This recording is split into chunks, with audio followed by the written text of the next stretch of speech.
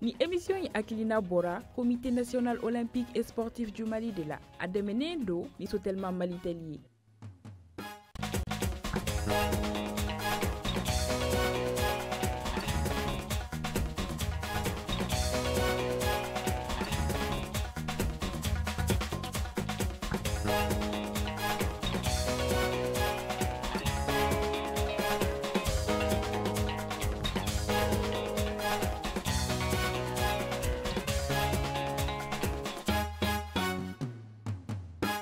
Anga wale nyumandon folo ni tamni be kata abela jelen yoro amunu nye madalo do ni wati na renouveau télé ale jabaranika au bisimila anga jamukan keneka esprit olympique barakela bela jelen dusukun torolendo bi comité national olympique et sportif du Mali ma ofene dusukun kamelendo farikolo nyanaje mondi yera de dusukun torolendo bi ka sababu ke daw fa daw de daw burange daw baranyogo daw jenyogo Umaru Tamboura comité national olympique et sportif du Mali directeur exécutif alaye aleka kalfa minala talata temene décembre kalo kile shegi samba fla animuga o hokumu konona la anga bi jemuka menake jemuka spécialier ninga ke hommage kanyashi bamaratoma aywa janatike be ni tugo inela nima banna lima itiseka bantalima ambela jeleme sigile ninga ni doni kele ine kono Umaru Tamboura ni alika wati selenye ayla edu minta alaye odafara ameje ka duwa udone ke ay o hokumu konona la aka janaja kofe aka janaja temene ko ka boyno comité olympique et sportif du Mali mau ajenyo una barake nyoron oluye ala nyine ka tashiblake ay ewa maminu bena témoignage kay folo o ma folo oye Ibrahima Traoré kafara Abdoulaye Traoré ani madame Traoré Astan Jawara anga jeka oluka témoignage lame amisora ka segingan ne Ibrahima Traoré ne président Habib Sissoko ka conseiller spécial du comité olympique layan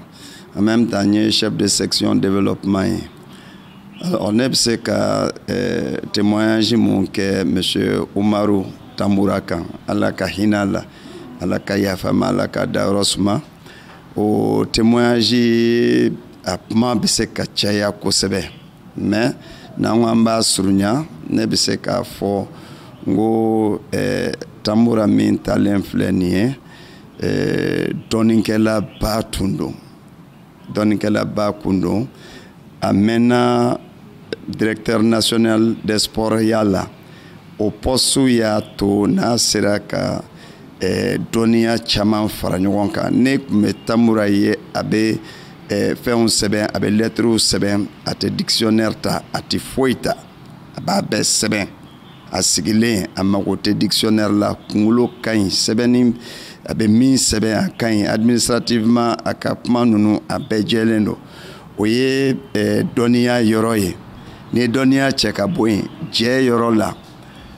nene Tamboura nyogondon abe sanchamambo parce que Tamboura don depuis Moussa Clela depuis Moussa Traoré Clela je la Tamboura ka foi masene mabonya ko atma be adogoninde neye abe mbonya ambe baroke ambe masugu bedoke ne be se ka fo nga chekoroba yela comité olympique kono ne ma diara na mba fo min ku me se ka ne laje ka man fe ni sincérité ye abe se kan lame ni sincérité ye anyebe jona ni sincérité a oye Tamboura ye ne ma mo bla sanfé abe tien sobi ale abi laje ibi kapma foyer abi jabe ni mi yere ba don ko ya haklinaye nambrate akakmala oki cheka boy chokorwani be kanu comité la ay be kanu mo manado bebe tay sigi ale fe bebe tap ma fe mo te ne ay kani mo blala nyona ne moye mo te ani be kadi bebe ta foyer abe be blasra chien la anga chokoroba nyantara alaka ya fama alaka darosma ne se ka fenfe fo oyo ye 7 ans amse ka samani do udronde alaka ya fama vraiment Tamboura tani avec comme iribade bina Tamboura ye angal karamoy ne rega parfois athlétisme la Tamboura de yake parce que ne athlétisme dont aller lycée de là ne ka pro DPS ko kono kana école représentée athlétisme la ne ra kuntara so longere mi yone blod la na Jeux olympiques la Tambura de a annoncé a kera coupe européenne na ne record battu triple saut la Tambura de a annoncé micro la ko ne sélectionné pour les Jeux olympiques de Los Angeles au bet menen ko fe ni Tambura agné fédération ke ñoko fe fédération malienne d'athlétisme agno au baraw ke ñoko fe dans le comité olympique comme je suis le président des Olympiens agné bara chaman ke ñoko fe encore namna fli fin mina Tambura fe aba amblasra Tambura ko ne yiriba de bina ko ni Mali sport la yiriba de bina parce que ala ye minga directeur national sport la mo ko shima ka directeur national sport la mais fin kelen be ni mesa ben nabi Tambura sara ka salama décoré vraiment o ma benema fio vraiment tare bara minge Mali kola ka sati ka salama décoré vraiment ama o kono ma kunne fe fio minga ala ko ngam dugo de gala ka darosma ka fra jongna do ko ambe dugo ke Tambura ko ni barake nyumay anga ko be kunala ni ko mo ma kaga jeka sigi iko kaga jeka kele anan kele la rebe klara se kana andili ala ga lahine ala ga yafa kana ma ala ga yim samaniya ala kana du barka tafe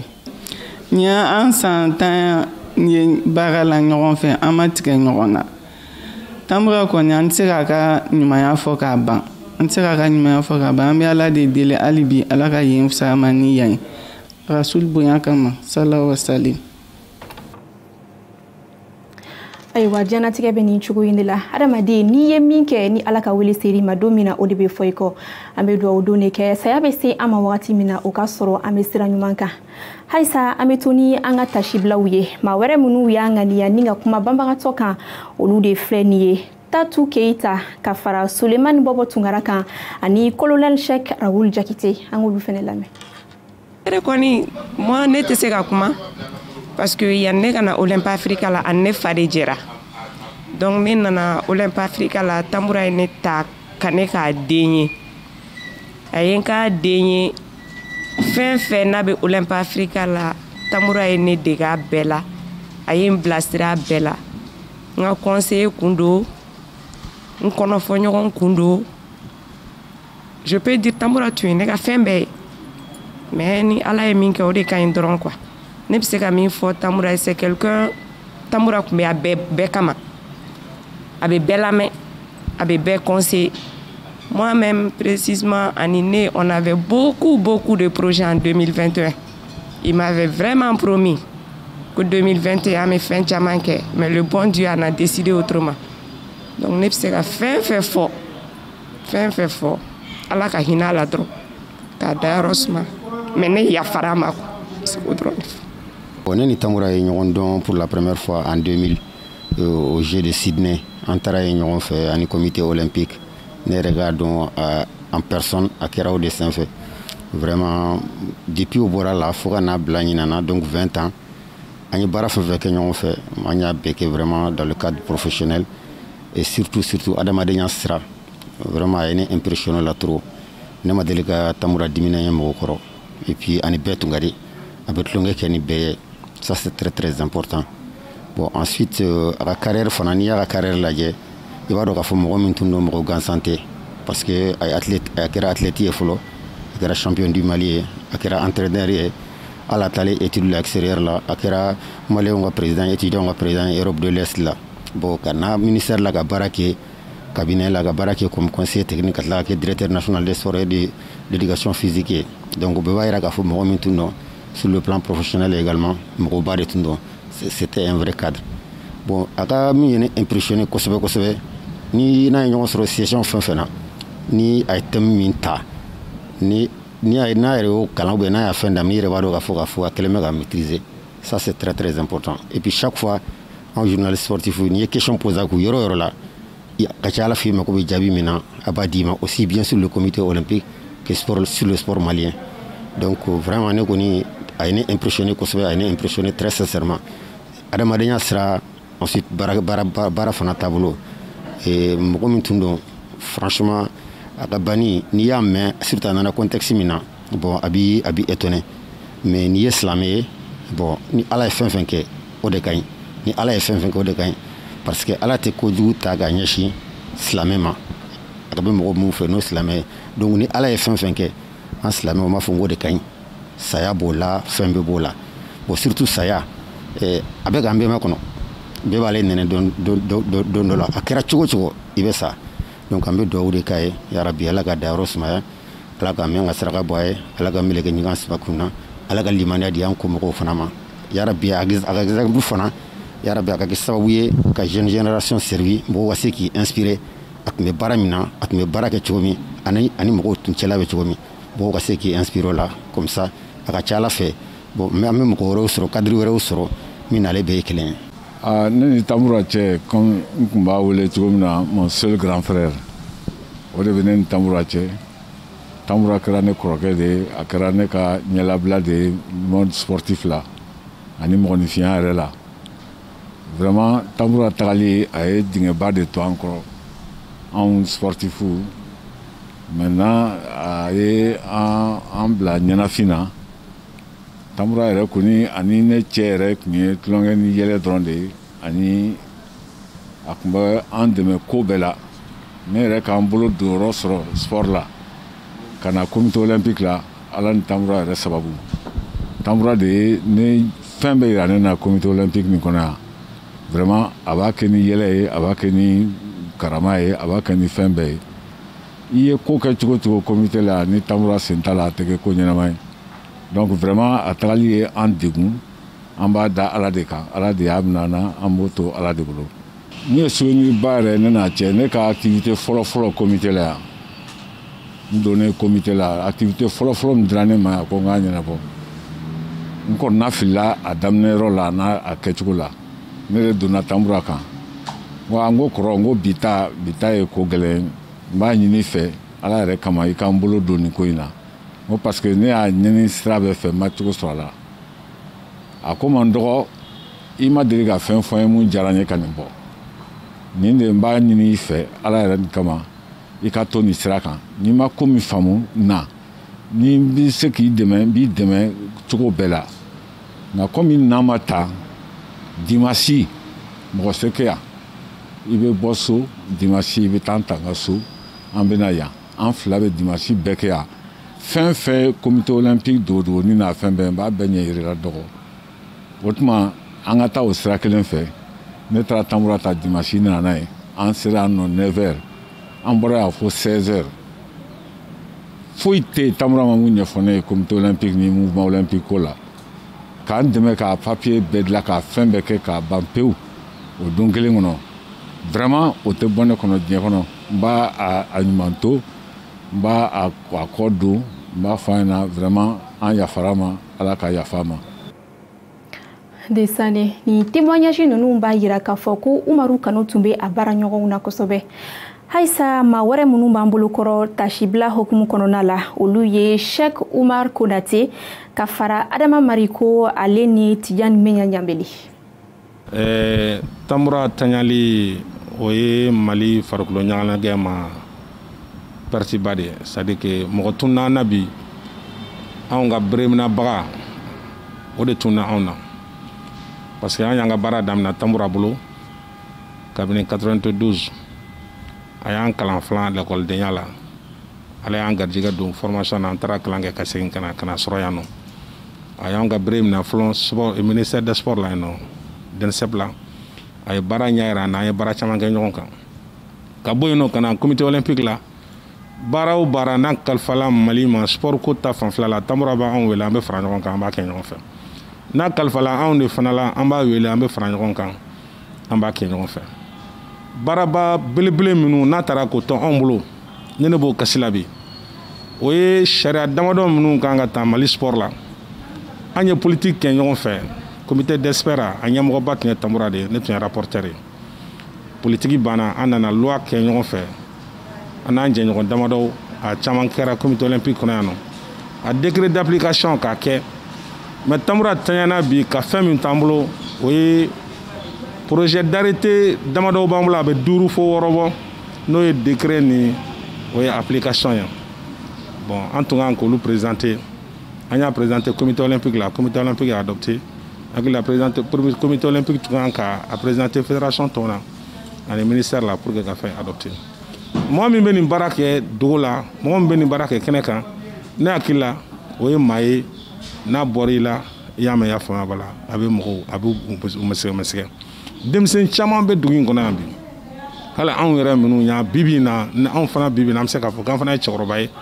caman bɛ yen bi Tambura n'a caman ye baara kɛ ɲɔgɔn fɛ a ye baara ɲɛ yira a caman na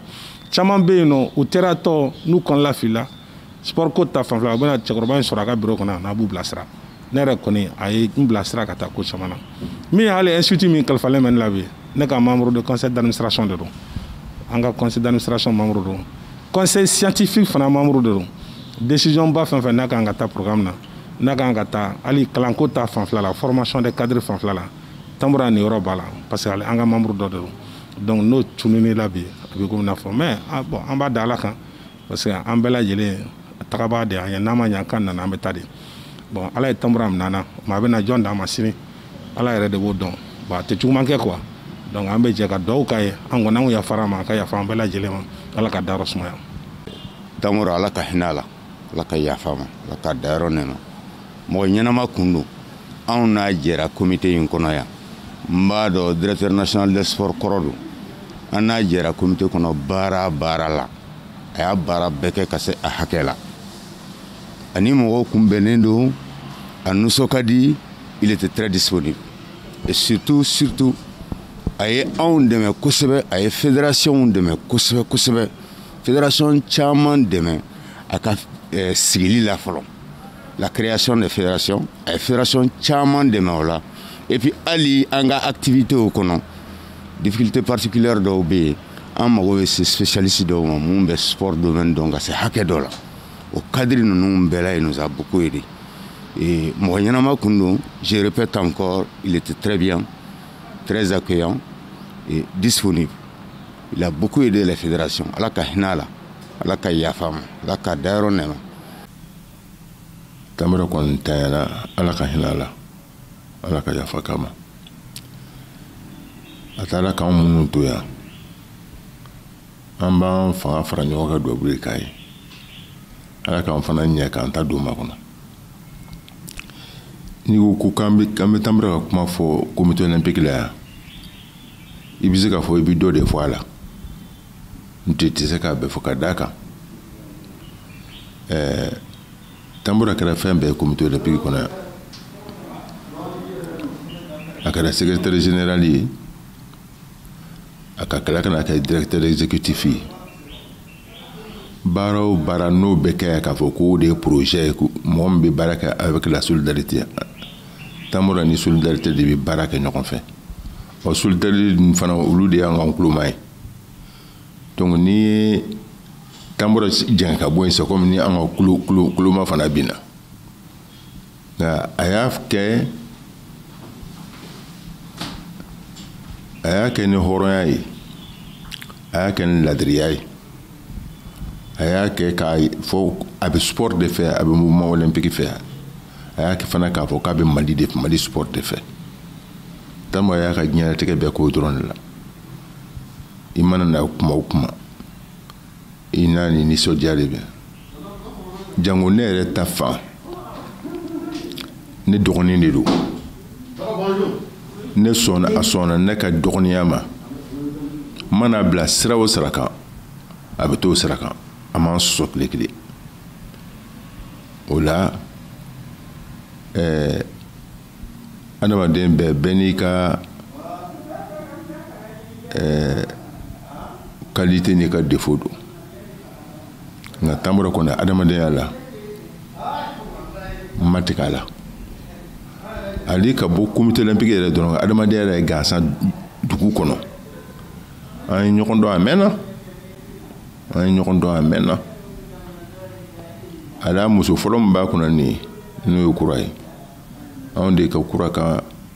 démarche bɛɛ kɛ k'a ban ka depuis kura bɛ école la an b'a nɔfɛ anw de y'o bɛɛ kɛ k'o ban ne bɛ kura wele de ko nostalgie kura ye jumɛn ye ɲɛnɛfin parce que Tamboura nale ka bɔ Roumanie Mali ye danaya ta ka da kan o y'a sɔrɔ a ka dɔgɔ il était jeune k'a kɛ directeur national ye donc a tun bɛ voyager de kuma bɛɛ donc n'a tun voyager ne taara a ka so n bɛ taa sɔrɔ a muso sigilen bɛ ɲɛnɛ suma b'a la parce que a cɛ ti yan donc ne b'a wele ko nostalgie mi kulon k'a fɛn bɛ tɛmɛ o tɔgɔ de tora an ni ɲɔgɔn cɛ pour vous dire que ne ni Tamboura n dɔgɔnin don dɛ mais n teri fana don n cɛ ɲɔgɔn don n ma tigɛ a la an y'a daminɛ ni mun ye n'o ye dubabu ye an b'a laban n'o dubabu kelen ye ala k'a dayɔrɔ suma. PMU Mali ale fana ye comité national olympique et sportif du Mali dɛmɛ ni jɛmukan in sigili la. Umaru Tamboura, comité national olympique et sportif du Mali, directeur exécutif Kundo. Alaye aka kalifa mina la talata tɛmɛnen décembre kalo tile 8 sanba 2 ani 20 an ka bi jɛmukan kɛrɛnkɛrɛnnen ka kɛ hommage ye ni ka ɲɛsi Umaru ma. Umaru Tamboura yɛrɛ bangena san 1948 1948 a bangena Boni ni o bɛ Douanzan cercle kɔnɔna la Moti région kɔnɔ. Ka Chito 100 ani 2 la a donna lycée Terrasson de Fougère la ni o lycée bɛ wele an bɛ waati min na ko sisan ko Askia Mohamedi. Ayiwa a tun bɛ filière min na o ye lettre classique de a yirala k'a fɔ n'i ka kalan niveau kun ma se yɔrɔ dɔ ma i kun tɛ se ka o filière kɛ o b'a jira k'a fɔ ko Umaru tun ye kalanden sɛbɛ ye kosɛbɛ kabini o wagati farikolo ɲɛnajɛ kun ka d'a ye o kɛra sababu ye club caman y'a ta ni ka a fara u yɛrɛ kan kɛrɛnkɛrɛnnenya la a kɛra bolikɛla ye Joliba AC la a ye handball kɛ CUB la ni ka segin ka volleyball fɛnɛ kɛ a ka baki diplôme sɔrɔlen kɔ ka bɔ yen nɔ Umaru ye bourse d'études sɔrɔ ka taa Roumanie ka to Roumanie jamana kan a ye danfara kere ye a n'a tɔɲɔgɔnw ni ɲɔgɔn cɛ ka sababu kɛ Bukari tun bɛ se jamana mara la kosɛbɛ wa tun bɛ se mɔgɔladon na o sababu kɔnɔna la association dɔ tun bɛ Roumanie jamana kɔnɔ ni kun b'o wele ko association des étudiants maliens en Roumanie olu y'a ta ka kɛ u ka ɲɛmaa ye Umaru tun bɛ kan caman fɔ kɛrɛnkɛrɛnnenya la a tun bɛ se roumain na a bɛ se français na a tun bɛ filakan fɔ a bɛ bamanankan fɔ ni ka fara anglais kan fɛnɛ kan a bɔlen Roumanie ka segin ka na a faso kɔnɔna la a ye kalan minnu kɛ yen nɔ a ye olu ta ni ka o don a ba faso Mali o farikolo ɲɛnajɛ kɔnɔna la kɛrɛnkɛrɛnnenya la a kɛra entraîneur ye athlétisme na ka kɛ professeur ye institut national des sports la Umaru Tamboura a ye jɔyɔrɔ caman kɛ Mali kɔnɔ ani Mali kɔ kan kɛrɛnkɛrɛnnenya la a kɛra directeur national des sports et de l'éducation physique ye wa a ye san hakɛ min kɛ o baara in na a ma ka dɔgɔ maa min ye o san hakɛ kɛ o baara in na o tɛmɛnen kɔ ka bɔ yen nɔ a kɛra conseiller technique fɛnɛ ye ministère des sports la ni ka kɛ secrétaire exécutif de la zone 2 du conseil supérieur du sport en Afrique n'o bɛ wele ko CSSA a kɛra o fɛnɛ ye ayiwa ni jɔyɔrɔ ninnu tɛmɛnen kɔ ka bɔ yen nɔ faso ka baara la a nana don comité national olympique et sportif du Mali la a ye jɔyɔrɔ fɔlɔ min kɛ yen nɔ o ye directeur du cours de la solidarité olympique ye ka bɔ o la kana kɛ secrétaire général ye a fatura ka to directeur exécutif ya de la comité kɔnɔna la comité maaw ka fɔ la Umaru tun ye baarakɛla ye a tun nisɔn ka di sérieux b'a la wa ma ladiri fɛnɛ don comité kɔnɔna la bɛɛ lajɛlen ka danaya tun dalen b'a kan k'a daminɛ comité national ɲɛmaa b'a la fo ka taa se a baarakɛɲɔgɔnw bɛɛ lajɛlen ma u ko k'u bɛ layidu ta k'a fɔ ko Umaru ye baara min daminɛ ni Ala sɔnna ma olu bɛ a tɔ laban comité ɲɛmaa ka fara comité baarakɛlaw kan a n'a partenaires n'a jɛɲɔgɔnw bɛɛ lajɛlen u ko k'u bɛ dugawu don kɛ banbagatɔ ye Umaru taari da ka si to san 72 la a ye muso 2 to a kɔ ani den 9 musoma 8 ani cɛma 1 comité maaw k'u bɛ dugawu don kɛ banbagatɔ ye Ala ka hinɛ la Ala ka yafa kɛ a ma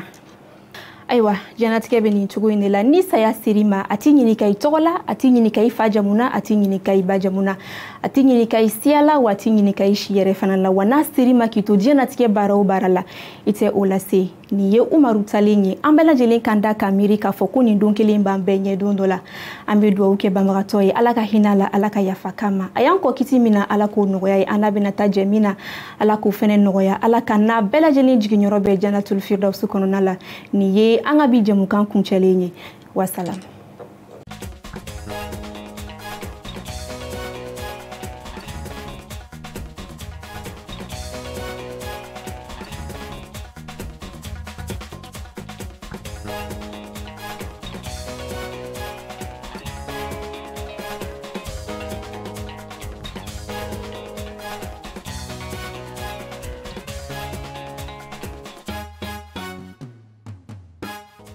Ni émission yi Akilina Bora, Comité national olympique et sportif du Mali de la Ademene do ni sotelma Mali teli.